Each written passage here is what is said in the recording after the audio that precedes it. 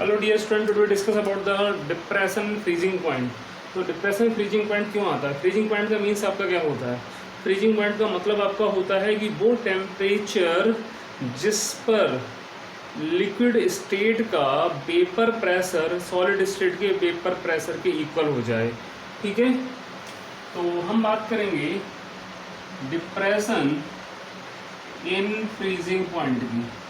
Depression in freezing point. अब तक हमने बात करी थी क्वालिटेटिव प्रॉपर्टीज की, और में हम थर्ड क्वालिटेटिव प्रॉपर्टी आपकी है डिप्रेशन इन फ्रीजिंग पॉइंट। पहले थी relative lowering in vapour pressure, और second was the elevation in boiling point, and third is depression in freezing point. Freezing point कम हो जाता है जब हम नॉन वोलेटाइल सॉल्यूट ऐड करते हैं। अब तक हम ये पढ़ते आ रहे हैं कि हमने नॉन वोलेटाइल सॉल्यूट ऐड करा, तो उस केस में क्या होता है कि वेपर प्रेशर उसका क्या होगा, डिक्रीज कर जाता है। देखा था तो क्या आया, लोअरिंग इन वेपर प्रेशर आया। फ्रीजिंग पॉइंट क्या है?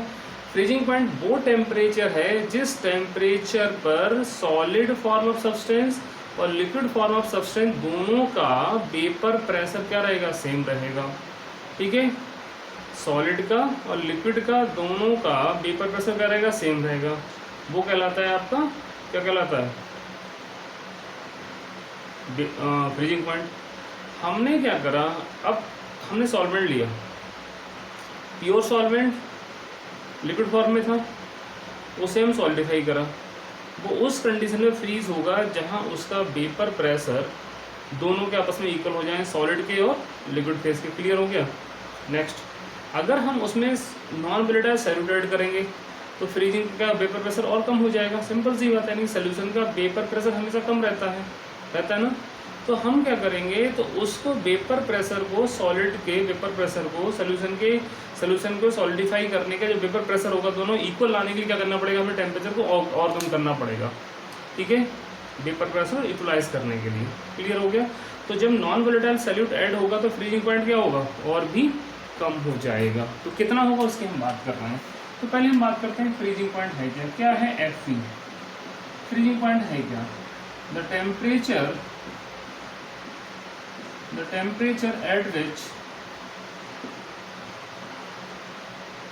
at which liquid and solid form of substance have same vapor pressure,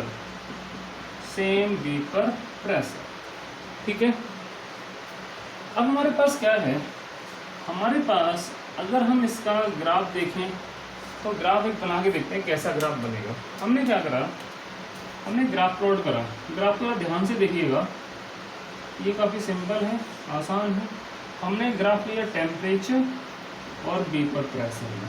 ठीक है, हमने ये ग्राफ लिया, हमने देखा सॉल्वेंट को, जब सपोज करो यहाँ से हम ग्राफ स्टार्ट करें और ये सॉल्वेंट का अगर हम लगातार टेम्परेचर कम करें तो क्या होगा, इसका वेपर प्रेशर क्या होगा, लगातार कम होता जाएगा। ये तो क्लियर है, होता ही होता है, कंफर्म बात है।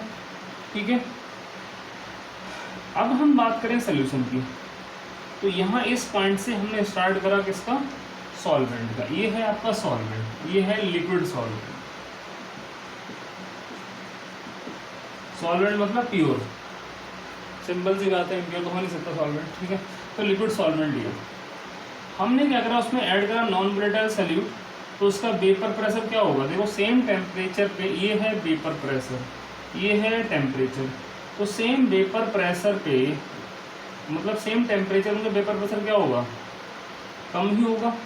तो इसका क्या है, ये सोल्यूशन आ गया, तो कम करेंगे तो ये हो जाएगा। ठीक है, यहाँ पर ये जो लिक्विड होगा वो क्या करेगा, वो सॉलिड में कन्वर्ट हो जाएगा। तो ये आपका हो गया लिक्विड का फ्रीजिंग पॉइंट, प्योर सॉल्वेंट का, और ये ले लेंगे TF0 हो गया। ठीक है, हमने क्या करा, हम थोड़ा सा ग्राफ को और थोड़ा सा डिज़ाइन करते हैं ठीक से, हम यहाँ से ले लेते हैं। ठीक है, और ग्राफ को हम ऐसे लेके गए, इसका लगातार कम हो रहा है, कम हो रहा है ना। क्या, जब टेम्परेचर कम कर रहे हैं तो वेपर प्रेशर सिंपल से कम होगा, टेम्परेचर बढ़ाने से वेपर प्रेशर बढ़ता है, सब जानते हैं। अब इसका जो था ये तो लिक्विड था, अगर हम इसको फ्रीज कर दें, सॉलिडिफाई कर दें, तो सॉलिडिफाई कर दें तो ये है सॉलिड सॉल्वेंट, यहाँ पर या फ्रोजन सॉल्वेंट लिख सकते हैं या सॉलिड सॉल्वेंट लिख सकते हैं, सॉलिड सॉल्वेंट। हम सॉल्वेंट ऊपर लिख रहे हैं, कोई दिक्कत नहीं आएगी, सॉल्वेंट सॉलिड, या हम ले सकते हैं फ्रोजन सॉल्वेंट जमा हुआ, ठीक है। अब इसे जब ये और जम जाएगा तो उसका वेपर प्रेशर और डिक्रीज करेगा। उस केस में क्या होगा, सोल्यूशन जो हम बनाया उसका वेपर प्रेशर कम होते होते वो इस पॉइंट को कट ऑफ करेगा, ठीक है। तो यहाँ पर जो ये फ्रीजिंग पॉइंट होगा, यहाँ पर दोनों के वेपर प्रेशर इक्वल हो गए, ये जो फ्रीजिंग पॉइंट होगा किसका होगा, वो सोल्यूशन का होगा। ये टेम्परेचर इधर को बढ़ रहा है, इधर को कम हो रहा है, ठीक है। तो ये डिफरेंस आ गया, यानी कम हो गया सोल्यूशन का। तो ये जो वैल्यू आई, ये वैल्यू जो है वो है डेल्टा टी एफ। क्या है, डेल्टा टी एफ। इसे हम यहाँ पर ले सकते हैं, कोई दिक्कत नहीं यार, डेल्टा टी एफ आ रही है यहाँ पर। डेल्टा टी एफ जो है वो इक्वल किससे होगा, T F not minus T F के, क्योंकि ये किसका है, प्योर सॉल्वेंट का, ये है सोल्यूशन का। समझ में आ गया ग्राफ, क्लियर हुआ नहीं हुआ, हुआ क्लियर, बहुत अच्छी बात है। अब यहाँ पर हुआ क्या कि अगर हम बात करें प्योर सॉल्वेंट के फ्रीजिंग पॉइंट की, प्योर सॉल्वेंट के, हम बात करें प्योर सॉल्वेंट के फ्रीजिंग पॉइंट की बात कर रहे हैं, तो कितनी वैल्यू होगी इसकी, उसकी आपकी होती है टी एफ नॉट। क्लियर हो गया। हमने मिलाया आफ्टर एडिशन ऑफ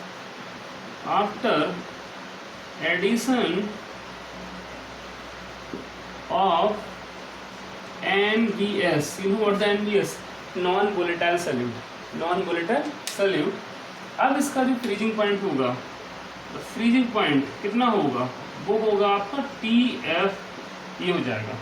ये बेसिकली किसका है, सोल्यूशन का है, किसका है, सोल्यूशन। समझ में आ गया, यहाँ तो कोई दिक्कत है, थोड़ा ये आपको ये समझना ही क्लियर हो गया होगा आराम से, बाकी तो कोई दिक्कत नहीं। बाकी तो बाकी जो डिप्रेशन फ्रीजिंग पॉइंट था उसी अकॉर्डिंग ही चलेगा। क्लियर हो गया यहाँ तक, कोई डाउट नहीं है। इसको मैं हटा रहा हूँ थोड़ा सा। तो यहाँ पर अब कंडीशन क्या आती है वो जरा देखो। यहाँ पर ये जो है delta T F equal to हमारा है T F not minus T F, ये क्लियर है। एक्सपेरिमेंटली ये बात प्रूव हुई कि टी एफ, जैसे हमने पहले बताया था एलिवेशन बॉइलिंग पॉइंट में, ये जो होती है प्रोपोर्शनल होता है मोलर कंसंट्रेशन मीन्स मोलैलिटी के, और यहाँ प्रोपोर्शनैलिटी को हटाने के लिए हम लगाते हैं एक कांस्टेंट के एफ, इसे बोलते हैं, क्या बोलेंगे, मोलर फ्रीजिंग पॉइंट कांस्टेंट। क्या बोलते हैं, मोलर फ्रीजिंग पॉइंट कांस्टेंट, एक क्रायोस्कोपिक कांस्टेंट बोलते हैं। ये के एफ आपकी इसकी वैल्यू गिवन होती है, या निकाल लेंगे, एक्सपेरिमेंट निकल जाती है, कोई दिक्कत नहीं है। डेल्टा टी एफ इतना आपका हो गया। तो यहाँ जो वैल्यू निकल गई, अगेन लिख रहा हूँ, delta T F equal to K F और molarity.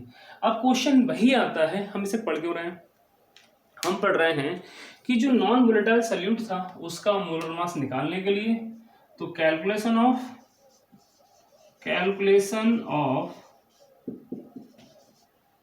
Molar mass of non volatile solute NVS, सही है। तो NVS का निकालने के लिए हम यहाँ पर कर रहे हैं।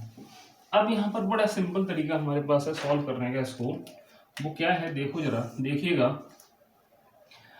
Delta TF equal to KF, molality क्या होती है, mole of solute over weight of solvent in kg. अगर केजी में नहीं है, ग्राम में है, तो 1000 से मल्टीप्लाई करना पड़ेगा, आपकी मजबूरी है, मतलब हमारी मजबूरी है।